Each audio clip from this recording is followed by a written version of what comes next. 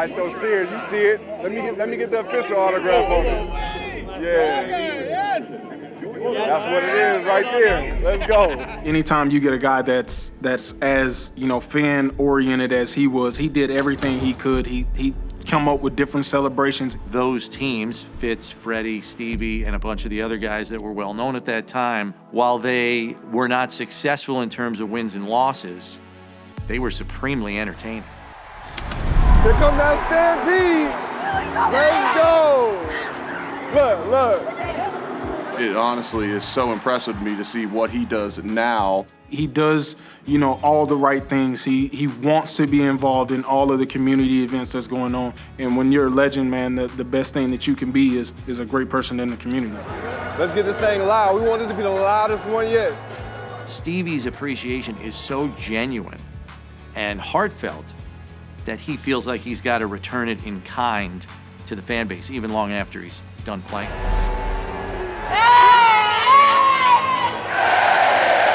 Let's go.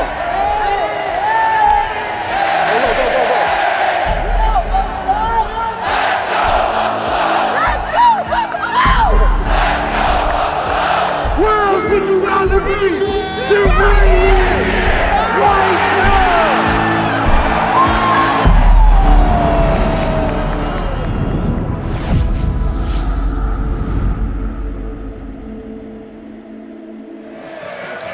I don't care what the coverage is, just take over the game. Word. Everything. If it's cover two, we can run slant, stabs, that. Yeah. But if it's single high, time for you to take over the game, okay? Oh, what a catch at the 38-yard line by Stevie Johnson. Touchdown, Buffalo! Stevie Johnson. Wide open. Touchdown to Stevie Johnson! I told you! I mean, Stevie and I, when he first got here and I first got here, it was kind of the same thing where we both were. He was a 7th-round pick. I was undrafted. So we had to work. Stevie was one of my roommates in my first couple of years. And it was funny. I used to make fun of him for being the kid that makes a fort every night when he'd go to sleep. So he just would go under his fort, like put pillows around him, and you just see him in his playbook.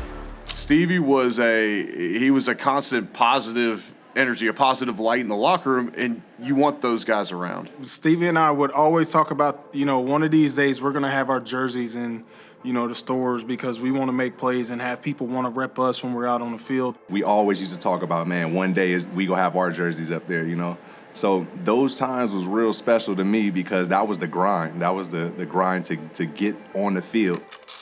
Stevie was a 7th-round draft choice and really couldn't get on the field a whole lot his first 2 seasons. And then it really wasn't until year 3 when Chan got here as the head coach in 2010. Players that had been buried on the practice squad or lower on the roster, they started getting more opportunities, and Stevie was one of those guys, and he made the most of it. Caught by Steve Johnson at the 5, a 37-yard strike from Ryan Fitzpatrick. Stevie as a player was unique, and unique players stand out. When guys run the same routes every time, that's what defensive backs are used to. Darrelle Revis used to talk about Stevie Johnson was tough to guard because he did stuff different. Completely unconventional. None of his routes look the same, ever, because he's literally making it up in his head. All Chan told him was, if this is the player you are, the only thing I need you to do is get to the designated landmark on time so Fitz can hit you with a pass. Fires the slant, caught by Johnson in midfield. Breaks a tackle, breaks another. Inside the 40, inside the 30. Stevie Johnson, 34-yard pass completion. I'll throw it to you all day, baby. What clicked for me over that stretch when I had those 1,000 yards, it was Fitz. I'm not gonna lie, it was Fitz giving me that opportunity. The most impressive thing in that whole thing is that Ryan Fitzpatrick, who we know is a very intelligent quarterback, had to know Stevie's body language to the umpteenth degree, because if you don't, it's an interception. I was talking with Fitz, actually. I'm in a huddle, and we was down probably 3 touchdowns at that time, 3 or 2 touchdowns, and I asked Fitz, I say, Fitz, man, you ever made a comeback? You ever made a comeback? He sat there and talked. He was like, I almost got one in St. Louis, and it's like, let's go today. Just look for me.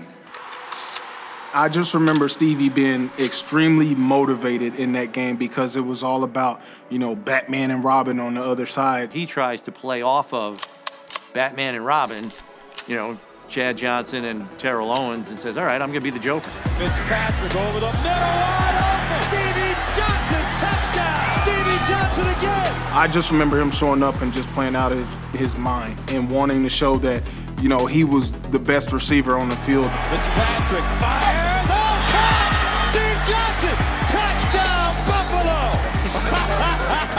Why so serious? That showed Stevie Johnson, like, I'm going to have fun. I'm going to bring some attention to the Bills, to this offense, but it's not egregious. It's not at anyone's expense, and that's what makes him such a special person even today. You know, Bills fans fell in love with him immediately, and he was awesome. He used to interact with fans and everything. He still does, but like for a player to interact with fans at the level he used to was so cool. Social media, Twitter, Instagram, those things were just kind of coming into major popularity, and he took it and he ran with it and interacted with fans on Twitter. Like, they would make a comment to him, he would reply. That was unprecedented.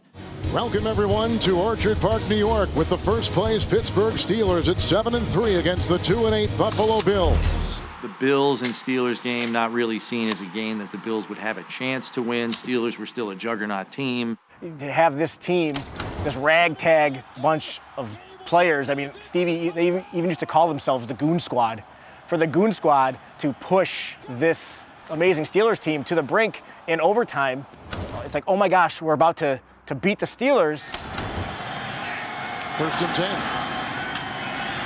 LaVitri with a nice block at the guard. Going deep. He's got Johnson. Oh, he dropped the ball. Me, I'll never get over it. I'll never get over it. Ever. They will, you know. The Buffalo Bills will get over it. But I won't get over it. You're a receiver. You don't drop the ball. To see the negativity and the level of it, because it got pretty bad. I mean, it was bad. And that's the thing that they tell us, you know, don't go out with these, you know, right to your phone after coming off and feeling the way you do after a football game, because there may be things that you say that you wish you could take back. But Bills Mafia rallied. We rally around him that night. We say, hey, keep your head up, bright future ahead. We're with you. And then you fast forward to the next day, and we see Adam Schefter's retweet of Stevie's tweet, you know, being oversensitive. We kind of teased Adam. Adam started blocking a bunch of us. So then you fast forward 6 months later, and I mentioned a bunch of us that got blocked in my Follow Friday tweet, and I said, follow the Bills Mafia. Because it was a tongue-in-cheek reference to like, ooh, we're bad, we're mean. Training camp rolled around that year, and players started using it, Stevie was using it, and it just blew up.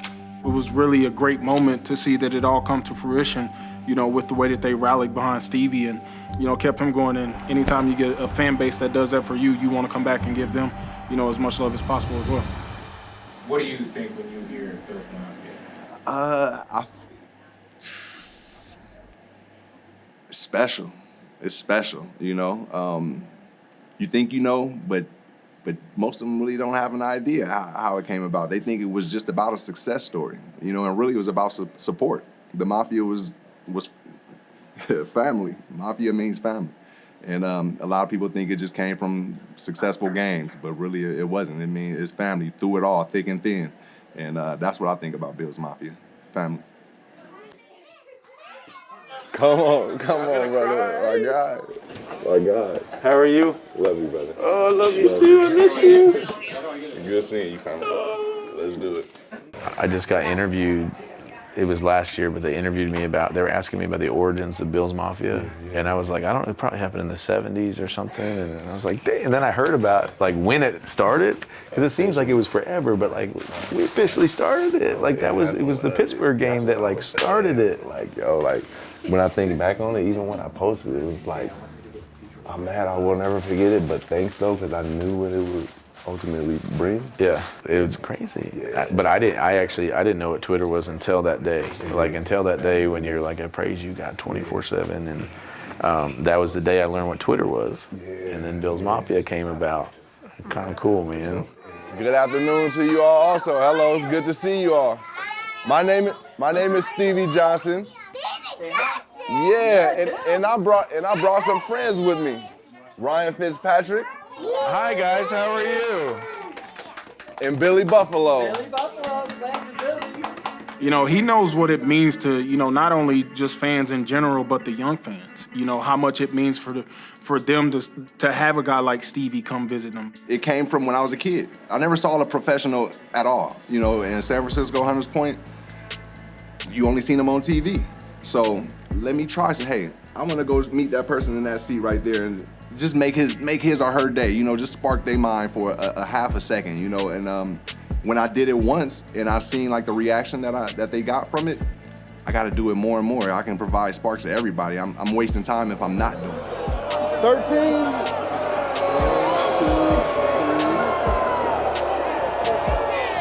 2, 3. You. What's your name? Jake. That's who I was looking for right here.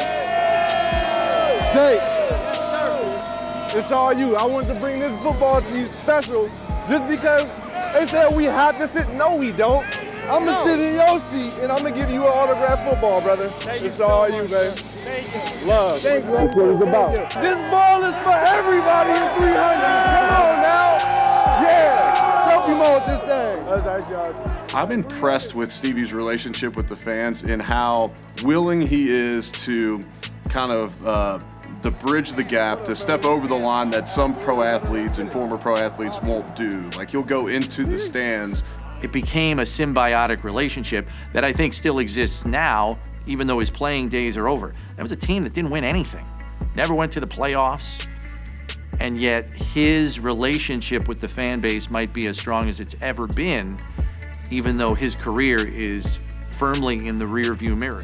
Hey, I have to say, I'm going to tell you, I'm so appreciative. You came to my daughter's school back in June, and it was at the Buffside Elementary School. Okay, yeah. In June, and she was like she coordinated it. She Yeah. had blonde hair. And she was on on stage helping us out. Yep. And I just have to thank you so much from the bottom of my heart because you were her favorite player. Wow. Okay, now that's Wow, genuine because I'm her father. I'm her yeah. father. And she said, above all else, you were so good and you were so patient, you were so genuine, and you know, like you can't fake it with kids. You can't, yeah. You just made her day. So Yeah. I just wanted to tell you that, man. Hey, I'm so appreciative. Yeah, thanks for the words and the confirmation because I do it for the kids. That's what I'm out here for. So my son's a little guy when Stevie's playing for the Bills, and Stevie's his favorite player. Like, it's not even close. It's Stevie and then everybody else. He says to me, he's like, Dad, I want to give something to Stevie before the season starts. So back then they had those little braided necklaces that those kids were wearing all the time. So he buys one with his own money, $5, bring him into the locker room so he can give this thing to Stevie. And he tells him, hey, Stevie, I wanted to give this to you as a good luck gift for the season. And if you saw Stevie's face when that happened, just to get something from a fan, he was blown away. Like he told my son, he's like, I'm gonna wear this. Stevie Johnson with the first down. Inside the 20, 10-5 touchdown. And I'm watching from the press box, and as he's running to the sideline, I can see under his shoulder pads, he's got my son's braided necklace on. And my son saw it on TV at home. After that, that was it. Like, Stevie was his guy for life. That is an example of Stevie Johnson, the person, not Stevie Johnson, the player. And I think that's why you see what he's doing in the community even now and why it's important. We had our time. I had my time. But I feel like I can still spark minds, and I'm trying to utilize every way I can, you know, and making those partnerships, like either through the fashion or through books, or visits to the hospitals, you know what I'm saying? Like, any way we can provide a spark, let's do it. 6-piece, baby. What's up, brother? Yeah, I see you ready. I see you styling too. Let's go. Fresh. Let's go. Let's go. That's what it is right there. Let's go, Buffalo. Hey, hey. I like it. I like it. I'm really inspired by the mentality that y'all have, you know. So yeah, thanks for that spark that y'all provided for me, you know. So that's cool. And also for my kids to see, you know. Yeah, yeah. Oh, for real, no. Now she's going to say that later were at the game. What you did at the game. Yeah. No, it's special for real. It's really special because what you all do, my mother-in-law also does it. So it's all love for real. Yeah. So it's all appreciated.